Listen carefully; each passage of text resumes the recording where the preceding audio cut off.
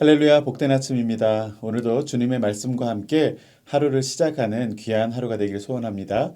이 시간 우리 다 함께 찬송가 218장 내 마음과 정성을 다하여서를 우리 함께 찬송하시면서 새벽 예배를 시작하겠습니다.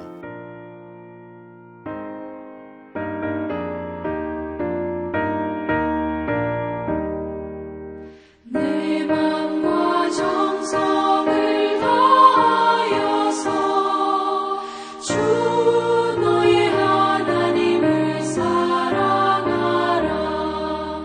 내 몸을 아끼고 사랑하듯 형제와 이웃을 사랑하라. 주께서 우리에게 명하시니 그 명령 따라서 살아가리.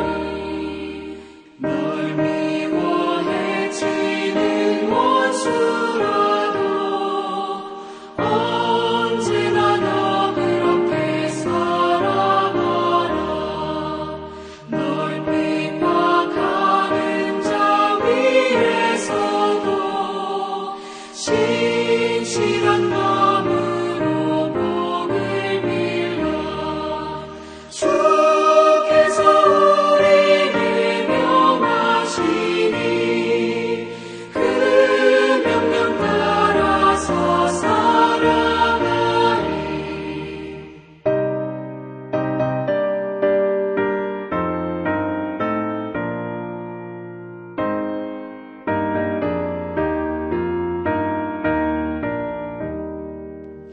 항상 주님을 멀리하고 형제를 사랑하지 못하였다. 이러한 죄인을 사랑하사 주께서 몸 버려 죽으셨다. 속죄 큰 사랑 받으리모 내 생명 다 바쳐 충성하리.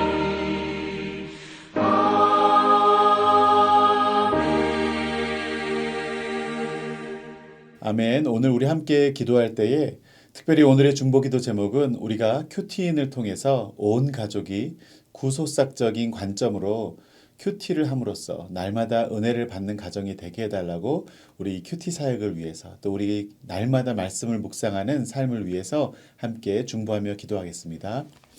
하나님 감사합니다. 오늘도 저희들에게 귀한 하루를 허락하시고 이 하루의 시작을 주님의 말씀을 묵상함으로 또한 주님께 기도함으로 시작하게 하시니 감사합니다. 세상의 혼란한 아버지 가치관과 또 온갖 아버지 경쟁적인 아버지 그 소식들 그 모든 것들을 접하기 전에 먼저 주의 말씀으로 우리를 무장하고 이 세상을 향하여 주님 세상의 흐름에 휩쓸리는 인생이 아니라 세상의 그 흐름을 거슬러서 정말 주님의 참된 하늘나라 복음을 가지고 살아갈 수 있는 우리 모두가 될 수 있기를 소원합니다.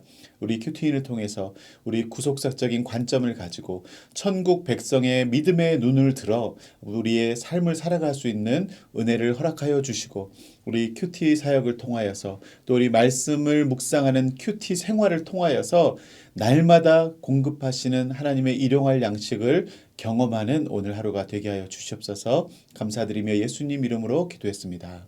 아멘. 오늘 우리에게 주시는 하나님의 말씀은 마태복음 18장 21절에서 35절 말씀입니다. 우리 천천히 함께 합독하도록 하겠습니다. 그때 베드로가 나와 이르되 주여 형제가 내게 죄를 범하면 몇 번이나 용서하여 주리이까 7번까지 하오리이까 예수께서 이르시되 내게 이르노니 7번뿐 아니라 7번을 70번까지라도 할지니라. 그러므로 천국은 그 종들과 결산하려 하던 어떤 임금과 같으니 결산할 때에 10,000달란트 빚진 자 하나를 데려오매 갚을 것이 없는지라. 주인이 명하여 그 몸과 아내와 자식들과 모든 소유를 다 팔아 갚게 하라 하니 그 종이 엎드려 절하며 이르되 내게 참으소서 다 갚으리이다 하거늘 그 종의 주인이 불쌍히 여겨 놓아보내며 그 빚을 탕감하여 주었더니 그 종이 나가서 자기에게 100데나리온 빚진 동료 한 사람을 만나 붙들어 목을 잡고 이르되 빚을 갚으라 하매 그 동료가 엎드려 간구하여 이르되 나에게 참아 주소서 갚으리이다 하되 허락하지 아니하고 이에 가서 그가 빚을 갚도록 옥에 가두거늘 그 동료들이 그것을 보고 몹시 딱하게 여겨 주인에게 가서 그 일을 다 알리니 이에 주인이 그를 불러다가 말하되 악한 종아 내가 빌기에 내가 너의 빚을 전부 탕감하여 주었거늘 내가 너를 불쌍히 여김과 같이 너도 너의 동료를 불쌍히 여김이 마땅하지 아니하냐 하고 주인이 노하여 그 빚을 다 갚도록 그를 옥졸들에게 넘기니라. 너희가 각각 마음으로부터 형제를 용서하지 아니하면 나의 하늘 아버지께서도 너희에게 이와 같이 하시리라. 아멘. 우리는 계속해서 이 마태복음의 말씀을 지금 묵상하고 있습니다. 여러분이 읽으신 이 마태복음의 내용을 보면 총 5개의 강화라고 표현하는 쉽게 말하면 5개의 설교, 5개의 가르침이라고 내용을 그 구분해서 우리가 이 마태복음을 분석하고 있습니다. 이 5개 가르침이 무엇이냐면 첫 번째는 마태복음 5장에서 7장에 나오는 우리가 잘 아는 산상수훈의 가르침을 첫 번째 예수님의 가르침이라 하고 두 번째는 마태복음 10장에 나오는 이제 제자들을 전도자로 파송할 때 가르쳐 주셨던 그 가르침을 또 하나의 가르침으로 구분합니다. 그리고 세 번째는 마태복음 13장에 나오는 하나님 나라의 비유. 하나님 나라는 밭에 감추인 보화와 같고 하나님의 나라는 하면서 하나님의 나라는 이와 같다라고 말한 하나님 나라에 대한 가르침이죠. 그리고 네 번째 가르침이 마태복음 18장 오늘 우리가 읽은 본문에 나오는 천국 백성의 삶에 대한 가르침입니다. 하나님 나라의 백성으로서는 어떻게 살아가야 될 것인지 참된 가르침들을 주신 그 네 번째 가르침이 있고요. 그리고 마지막 가르침은 우리가 알고 있는 24장에서 25장 이 마지막 마태복음 뒷부분에 나오는 예수님의 감람산 설교를 가지고 마지막 가르침이라고 이야기합니다. 오늘 이 네 번째 가르침의 내용으로 천국 백성이 서로가 서로를 대하는 올바른 삶의 방식에 대해서 이야기하다가 우리가 너무나 잘 아는 이 용서에 대한 이야기를 예수님께서 해주고 계십니다. 여러분은 용서에 대한 어떠한 기준을 가지고 계십니까? 이 사전적 의미를 보면 위키피디아 온라인에 검색을 해보니까 용서를 이렇게 정의합니다. 잘 들어보세요. 용서란 피해자가 가해자에 대한 감정과 태도의 변화를 통한 의도적이며 자발적인 과정이며 쌓여가는 공격적인 마음을 가지고 복수와 같은 부정적인 정서를 버리는 것이다. 참 어렵죠.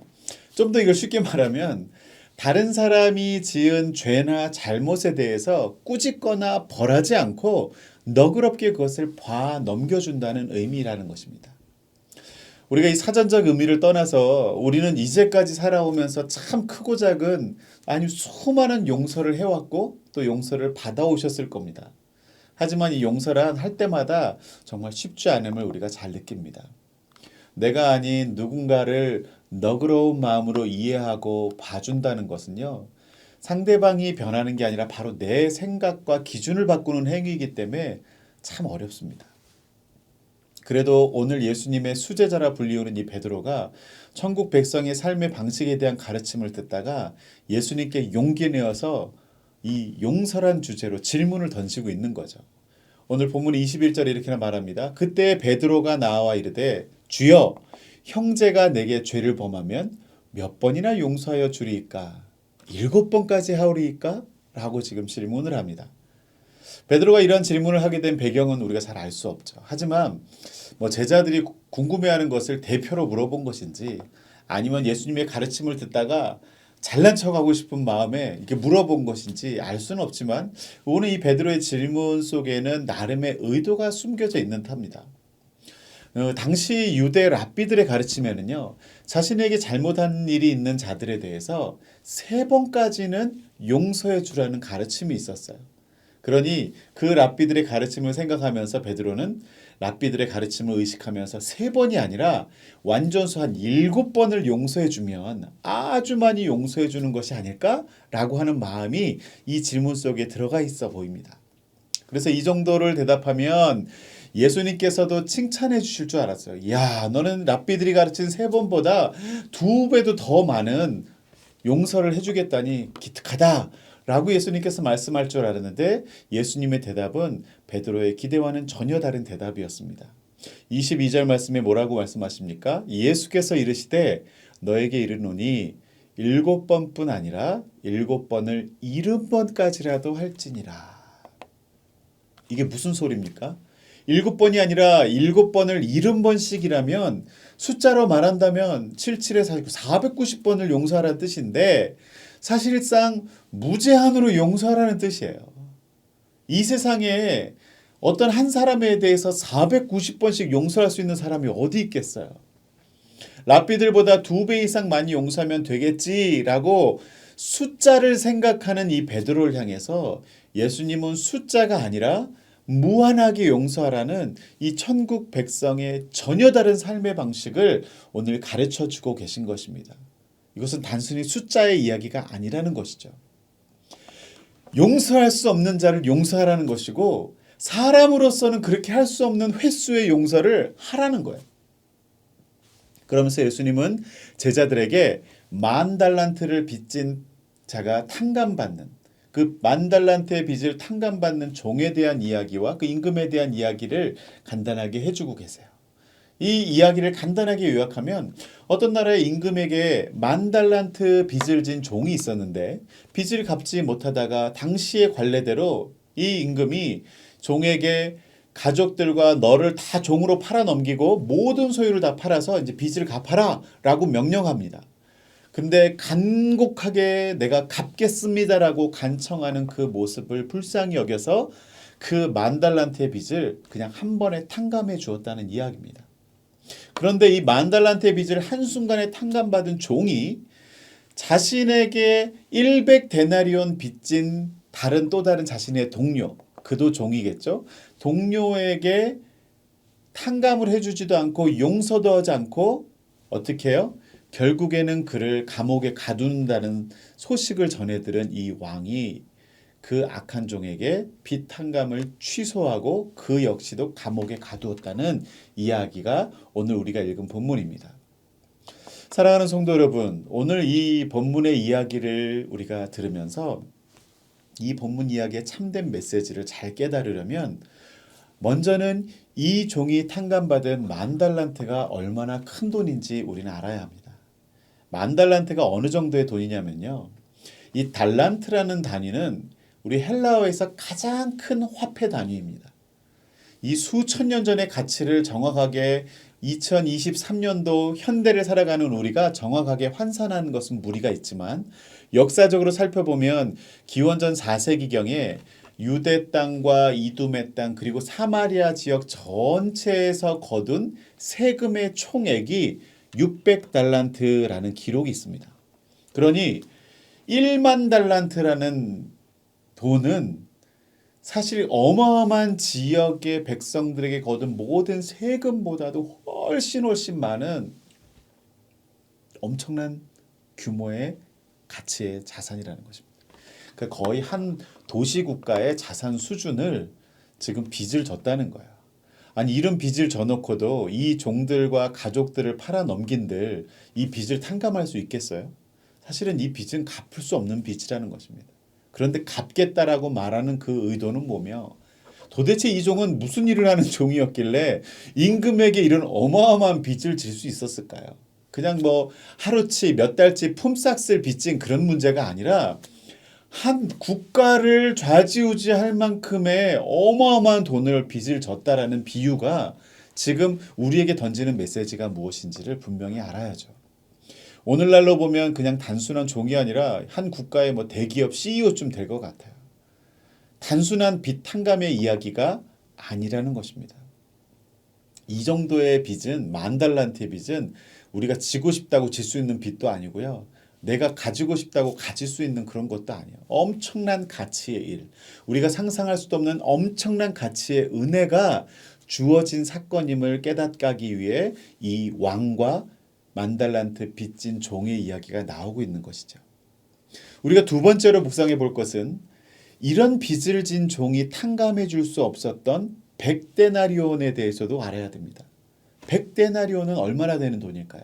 당시 노동자의 하루 품삯이 한 데나리온이었으니까 한 3개월치 월급에 해당하는 돈입니다. 중요한 건 이 돈도 결코 적지 않은 돈이지만 그래도 이건 중요한 것은 갚을 수 있는 돈이라는 것입니다. 큰 돈이지만 갚을 수 있는 돈이에요. 그리고 10,000달란트를 빌려 쓰던 사람에게는 돈도 아닌 푼돈이에요. 결코 10,000달란트와 100데나리온은 비교할 수 없는 가치라는 거예요. 오늘 말씀에 나오는 이 주인공은 그 가치의 차이를 구분하지 못하고 살아가는 어리석음을 보여주고 있습니다. 사람이 큰 물질을 소유하면 작은 물질에 대해서는 관대해지고 너그러워질 것 같지만 우리가 가지고 있는 이 죄성은 결코 그렇지 않다는 것입니다. 10,000달란트를 갖고 있어도 100데나리온에 대해서도 욕심을 내고 관대해지지 못하는 것이 저와 여러분의 모습일 수 있다는 것입니다. 오늘 이 종만이 아니라 저와 우리 사랑하는 성도 여러분도 이러한 종의 모습을 가지고 있음을 또 그리고 그런 모습으로 이 세상을 살아가고 있진 않은지 깨닫게 하기 위해서 오늘 말씀을 주고 계신 것입니다. 오늘 이 마태복음에 나오는 천국 백성의 삶이란 내가 하나님께 받은 값으로는 매길 수 없는 측량할 수 없는 이 천국 복음, 구원의 은혜를 받았기 때문에 나에게 잘못한 사람들, 내가 베풀 수 있는 최선의 은혜와 사랑을 베풀며 살아가야 되는데 나는 무한한 은혜를 입었음에도 불구하고 다른 이에게는 다른 잣대를 들이대고 현실적으로 수많은 이유를 들어서 용서하지 않고 미워하고 비교하고 정죄하는 우리들의 모습을 지금 지적하고 계신 것입니다. 사랑하는 성도 여러분, 오늘 말씀을 통해서 우리의 삶을 돌아보길 원합니다. 우리가 용서하지 못하고 탕감해주지 못하는 내 가족, 형제, 친구, 이웃의 빚은 무엇입니까?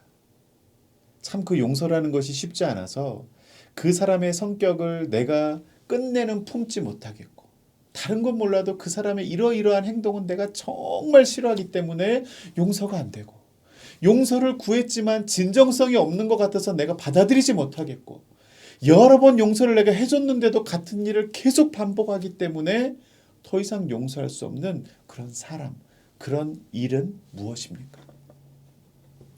용서를 하기 힘든 수백 가지의 이유가 있을 수 있습니다. 다 이해할 만한, 수긍이 갈 만한 이유들일 것입니다.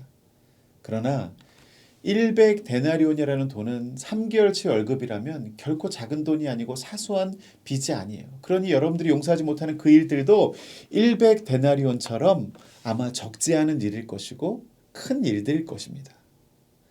하지만 기억하십시오. 저와 여러분이 예수님을 통해서 우리가 죽을 때까지 은혜를 갚으려 해도 갚을 수 없는 엄청난 10,000달란트의 그 구원의 은혜를 입은 자들임을 우리가 기억해야 한다는 것입니다. 그렇다면 우리 다시 생각해 봐야 합니다. 아무리 사소한 일이 아니어도 내가 받은 은혜에 비하면 그건 아무것도 아니기 때문입니다. 그리고 그런 은혜를 입은 사람이 살아가야 될 삶의 모습은 어떻게 해야 할까요? 저도 이 말씀을 묵상하면서 제 입을 자꾸 다물게 되는 여러 사건들, 사람들이 떠올랐습니다. 제가 받은 하나님의 은혜에 비하면 정말 아무것도 아닌 일에 제가 너무나 많이 혈기를 부리고 또 분노를 자아내고 있었습니다. 마지막 35절을 우리 함께 읽어볼까요? 너희가 각각 마음으로부터 형제를 용서하지 아니하면 나의 하늘 아버지께서도 너희에게 이와 같이 하시리라. 서로의 빚을 탕감해 주지 않는 자들은 자기 자신이 도저히 감당할 수 없는 빚을 탕감받은 자라는 사실을 인정하지 않는 것과 똑같습니다.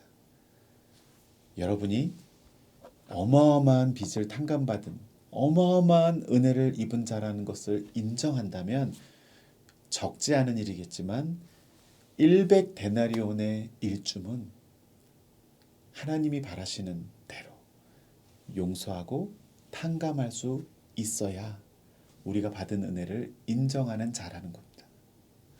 오늘 하루를 살면서 나에게 빚진 자, 내가 용서하기 힘든 사람들, 사건들, 허물들을 묵상하기 전에 내가 하나님께 진 복음의 빚, 구원의 은혜를 먼저 생각하고 마음으로부터 형제를 용서할 수 있는 저와 여러분이 될 수 있기를 주님의 이름으로 축원합니다. 우리 함께 기도하겠습니다. 하나님 감사합니다. 오늘도 주님 만달란트 빚진 자가 탕감받은 사건을 통하여서 정말 우리가 주님께 받은 구원의 은혜가 얼마나 가치 있는 일이며 우리의 능력으로는 얻을 수 없는 은혜였음을 다시 한번 깨닫게 됩니다. 하나님 앞에 수많은 죄를 짓고 또 수많은 허물속에도 불구하고 우리를 의롭다 칭하시고 구원의 은혜를 주셨음에도 불구하고 우리는 이 땅을 살아가면서 우리와 같은 형편에 처한 우리의 동료들과 우리의 믿음의 가족들과 주변 모든 사람들에게 용서하지 못하고 용납하지 못하고 주님 배려하지 못하는 속 좁은 마음들 그리고 정말 이기적인 마음들을 가지고 우리의 삶을 살아왔음을 회개합니다. 하나님 오늘 하루를 살아가면서 정말 주님께서 주신 그 은혜를 저희들이 잊지 않고 망각하지 않고 우리에게 빚진 자들 우리의 배려가 필요한 자들에게 거리낌 없이 망설임 없이 주저함 없이 주님의 마음을 가지고 용서할 수 있는 오늘 하루가 되게 하여 주시옵소서.